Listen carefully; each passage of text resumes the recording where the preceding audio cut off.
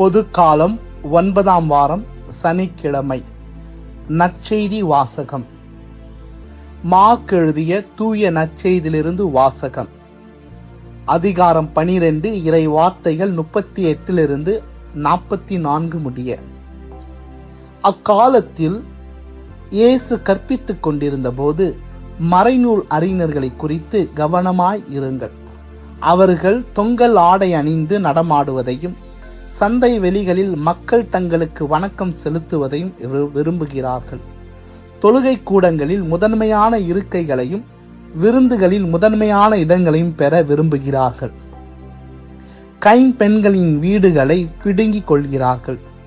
நீண்ட நேரம் இறைவனிடம் வேண்டுவதாக நடிக்கிறார்கள். கடும் தண்டனை தீர்ப்புக்கு ஆளாக இருப்பவர்கள் இவர்களே என்று கூறினார். இயேசு காணிக்கை பெட்டிக்கு எதிராக அமர்ந்து கொண்டு மக்கள் அதில் செப்பு காசு போடுவதை உற்று நோக்கி கொண்டிருந்தார். செல்வர் பலர் அதில் மிகுதியாக போட்டனர். அங்கு வந்த ஒரு ஏழை கைம்பெண் ஒரு கொதினாருக்கு இணையான 2 காசுகளை போட்டார். அப்பொழுது அவர் தம் சீடரை வரவழைத்து, இந்த ஏழை கைம்பெண் காணிக்கை பெட்டியில் காசு போட்ட மற்ற எல்லாரையும் விட மிகுதியாக போட்டிருக்கிறார் என உறுதியாக உங்களுக்கு சொல்கிறேன். ஏனெனில் அவர்கள் அனைவரும் தங்களுக்கு இருந்த மிகுதியான செல்வத்திலிருந்து போட்டனர். இவரோ தமக்கு பற்றாக்குறை இருந்தும் தம்மிடம் இருந்த அனைத்தையுமே, ஏன் தம் பிள்ளைக்காக வைத்திருந்த எல்லாவற்றையுமே போட்டுவிட்டார் என்று அவர்களிடம் கூறினார். ஆண்டவரின் அருள்வாக்கு. கிறிஸ்துவே உமக்கு புகழ்.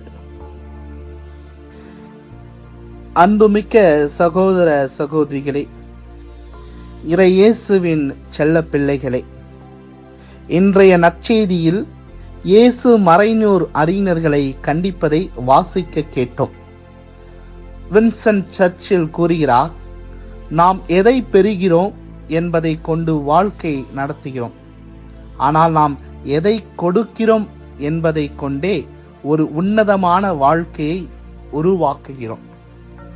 யூத சமுதாயத்தில் ஒரு பெண், அதிலும் குறிப்பாக ஒரு கைம்பெண் விதவை என்பவர் ஒரு நபராகவே மதிக்கப்படுவதில்லை. கைம்பெண்கள் மிகவும் சுரண்டப்பட்ட மற்றும் ஏழ்மையான மக்களுள் ஒருவராக இருந்தனர். ஏனெனில் அவர்கள் யாருக்கும் மனைவியாகவும் இல்லை, தாயாகவும் இல்லை. அவருக்கு என்றும் சொந்த குடும்பம் எதுவும் கிடையாது. அவர்கள் சமுதாயத்திற்கு ஒரு சுமையாகவே கருதப்பட்டனர். கணவனை கொடுக்க யாரும் முன்வரவில்லை. சுருக்கமாக சொன்னால், அக்காலத்தில் ஒரு கைம்பெண் என்பது வறுமை மற்றும் ஆதரவற்ற நிலையின் முழு அடையாளமாக இருந்தார்கள். அது மட்டுமல்ல, அவர்கள் ஒரு பாவியாகவும் கருதப்பட்டனர். இந்த நற்செய்தி பகுதி வறுமையிலும் தாராள மனப்பான்மைக்கு முன்மாதிரியாக விளங்கும் மற்றொரு ஏழை பெண்ணை, ஒரு கைம்பெண்ணை நமக்கு மார்க்கு நற்செய்தியாளர் அறிமுகப்படுத்துகிறார். தன்னிடம் எதுவும் இல்லாமல் போவதை கண்டு அவள் அஞ்சாததால் அவள் எவ்வளவு தாராள மனமுடையவள் என்பதை நற்செய்தி நமக்கு காட்டுகிறது. அவள் தன்னிடம் இருந்த கடைசி 2 சிறிய செப்பு நாணயங்களை, அதாவது அவளிடம் இருந்த அனைத்தையுமே காணிக்கை பெட்டியில் போடுகிறார். அவள் நிலைத்திருந்தால் ஒரு நாணயத்தை வைத்துக்கொண்டு மற்றொன்றை கொடுத்திருக்கலாம். ஆனால் அத்தகைய வறிய நிலையிலும் அவள் 2ஐயுமே கொடுக்கிறாள். தன் வாழ்வாதாரத்திற்காக அவள் கடவுளை முழுமையாக நம்புகிறாள். அவளிடம் வறுமை பற்றிய பயம் ஏதுமில்லை. இதையே நாம் ஆவிக்குரிய தாராள மனப்பான்மை என்கிறோம். இதனால் தான் இயேசு அவளது இந்த உன்னதமான தாராள குணத்தை மிகவும் பாராட்டி காணிக்கை செலுத்திய செல்வந்தர்களை குறிப்பிடாமல் இவளையே தம் சீடர்களுக்கு ஒரு முன்மாதிரியாக காட்டுகிறார். ஏனெனில் அந்த செல்வந்தர்கள் தங்கள் செல்வத்தின் உபரியிலிருந்து கொடுத்தார்கள். 365 நாள் that 365 days with the Lord என்ற ஆன்மீக நூல் கூறுவது போல, பல நேரங்களில் செல்வந்தர்கள் தாங்கள் கொடுப்பதற்காக பாராட்டப்பட வேண்டும் என்றும் தங்களை நிறைவுற கூற வேண்டும் என்றும் எதிர்பார்த்திருந்தார்கள். ஆனால் ஏழைகளோ பெரும்பாலும் எதையும் கைமாறாக எதிர்பார்ப்பதில்லை. எனவே இயேசு தாம் நம் ஒவ்வொருவரின் தாராள மனப்பான்மையும் நாம் கொடுக்கும் காணிக்கையின் அளவையும் கொண்டு அல்ல, மாறாக நம் கொடையின் தரத்தை கொண்டே மதிப்பிடுகிறார்.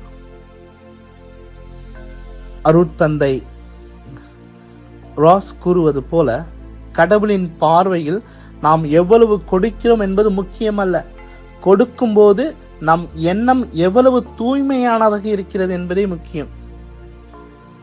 நாம் எவ்வளவு பெரிய காரியங்களை செய்கிறோம் என்பது முக்கியமல்ல, செய்யும் காரியங்களை நாம் எவ்வளவு அன்போடு செய்கிறோம் என்பதே முக்கியம்.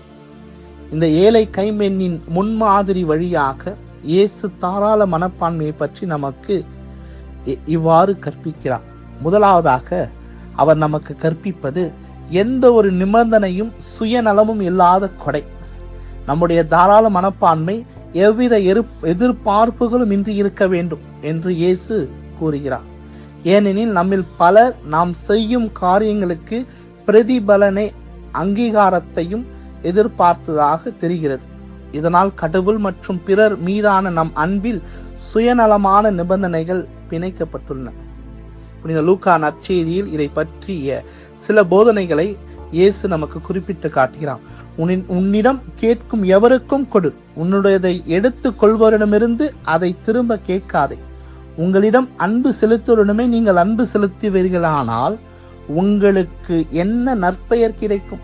உங்களுக்கு நன்மை செய்வர்களுக்கே நீங்கள் நன்மை செய்வீர்களானால் உங்களுக்கு என்ன நற்பெயர் கிடைக்கும்? திரும்ப பெற்றுக்கொள்ளலாம் என எதிர்பார்த்து நீங்கள் கடன் கொடுத்தால் உங்களுக்கு என்ன நற்பெயர் கிடைக்கும்? லூக்கா நற்செய்தி 6ஆம் அதிகாரம் 27 to 38 வரைக்கும் இந்த போதனையை பற்றி நாம் படிக்க கேட்கிறோம். எனவே தாராள மனப்பான்மையை பொறுத்தவரை உண்மையான அன்பு கைமாறு எதையும் எதிர்பார்ப்பதில்லை. கொடுப்பது மட்டுமே அன்பின் நோக்கமாக இருக்கிறது. கொடுத்தல் என்பதே அன்பின் நோக்கம், எப்பொழுதும் கொடுத்து கொண்டே இருப்பது. நம் அன்பு இவ்வாறு இருக்க வேண்டும், இருக்கிறதா என்று சிந்திக்க இன்றைய நற்செய்தி இந்த ஏழை கைம்பெண்ணின் வழியாக நமக்கு அழைப்பு விடுக்கிறது. இரண்டாவதாக, சிறிய காரியங்களாக இருந்தாலும் அதை அன்போடு செய்யுங்கள் என்று பிரான்சு தேசத்தை சேர்ந்த புனித குழந்தை திரேசம்மாள் நமக்கு அழகாக குறிப்பிட்டு காட்டுகிறார். காரணம், அவர் செய்த பெரிய காரியங்கள் அல்ல, அவள் எதுவும் பெரிய பெரிய காரியங்கள் செய்யவில்லை, மாறாக அவள் சிறிய காரியங்களையும் மிகுந்த அன்போடு செய்ததே ஆகும். இன்று அவர் புனிதராக போற்றப்படுகிறார் என்றால் பெரிய காரியங்கள் எதுவும் அவள் செய்யவில்லை, மாறாக சிறிய காரியங்களை பெரிய அன்போடு செய்தார். ஆகவே தான் இன்று திருச்சபை அவரை நினைவு கூறுகிறது. ஆகவே இயேசுவில் அன்புமிக்க சகோதர சகோதரி, நாம் செய்யும் செயல்களின் மீது மட்டுமே நம் பார்வை வைக்காமல் எல்லாவற்றையும் காண்கின்ற விண்ணக தந்தையை பிரியப்படுத்துவதிலேயே நம் இதயங்களை நிலைநிறுத்தி நன்மைகள் செய்து வாழ்வ இறைவனிடம் மன்றாடி ஜெபிப்போம். ஜெபம். உன்னிடம் கேட்கும் எவருக்கும் கொடு என்று சொன்ன எம் அன்பு இறைவா, இன்றைய நற்செய்தியின் வருகின்ற ஏழை கைம்பெண் தன்னிடம் உள்ளதை அனைத்தையும் முழு அன்போடு கொடுத்தார். அதே போல நீர் எங்களுக்கு வாழ்க்கையை முழுவதுமாக கொடுத்திருக்கின்றீர். அதற்காக நாங்கள் உமக்கு நன்றி செலுத்துகின்றோம் தந்தையே.